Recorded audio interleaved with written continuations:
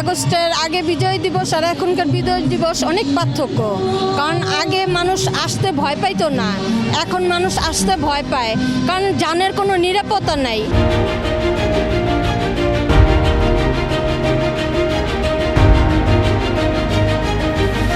মানুষ এখন অনলাইনে বসেই বিজয় দিবস পালন করতে স্বাচ্ছন্দ্য বোধ করে। তারা ফেসবুকে একটা পোস্ট দিয়ে এটা নিয়ে খুব বেশি সন্তুষ্ট থাকে।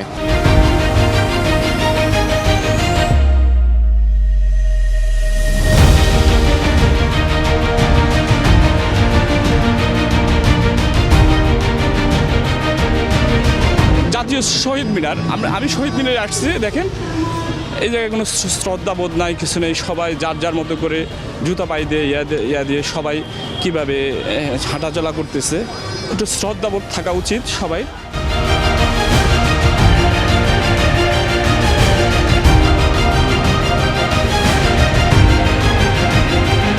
5ই আগস্টের আগে মানুষ অনেক বেশি মানুষ হতো, অনেক মানুষ হতো। এই জায়গায় জ্যামের কারণে গাড়ি ঢোকাই যেত না, তাই এখন একটু মানুষ কম হয় আর কি। মানুষ এখন বের হতে ভয় পায়।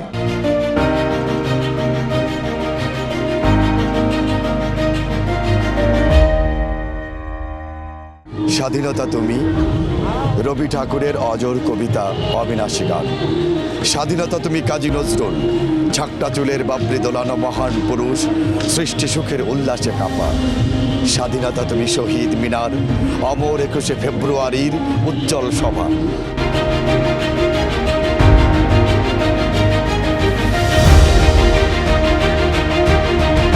ব্যক্তিগতভাবে আমার কাছে বিজয় দিবস মানে এটা আমাদের বাংলাদেশের জন্য, বাঙালির জন্য অনেক বড় গৌরবের।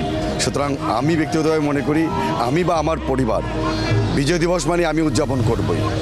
বিজয় দিবস তো বিজয় দিবসই। স্বাধীনতা আমরা অর্জন করেছি, 54 বছর হচ্ছে। কতটুকু বিজয় অর্জন করেছি, স্বাধীনতা অর্জন করেছি আমরা দেখতেই পেলাম। তবে আজকে আমরা শহীদ মিনারে এসেছি ফ্যামিলি সহ।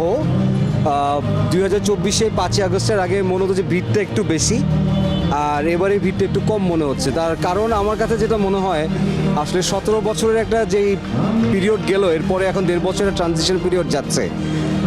অর্থনৈতিক, সামাজিক, পারিপার্শ্বিক সব কিছুর যে অস্থিরতা কাজ করছে এখনও।